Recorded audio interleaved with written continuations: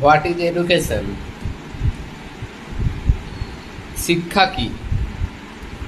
শিক্ষা সম্পর্কে স্বামী বিবেকানন্দজি বলছেন, education is the manifestation of the perfection already in man. এর মানে হচ্ছে মানুষের মনের মধ্যে যে আত্মা আছে তার পরিপূর্ণ বিকাশ সাধন করাটাই হচ্ছে শিক্ষা।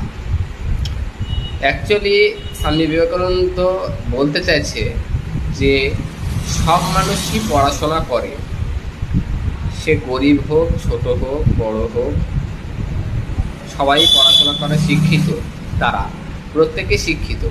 বাট এক একজনের সমাজে এক একটা ছেলে মেয়ে এতটাই শিক্ষিত হয়ে যায় যে তারা তাদের বাবা মা, তাদের আত্মীয় স্বজন, এদেরকে মানে কোনো পাত্তাই দিতে চায় না, ভাবে আমি অনেক বড়।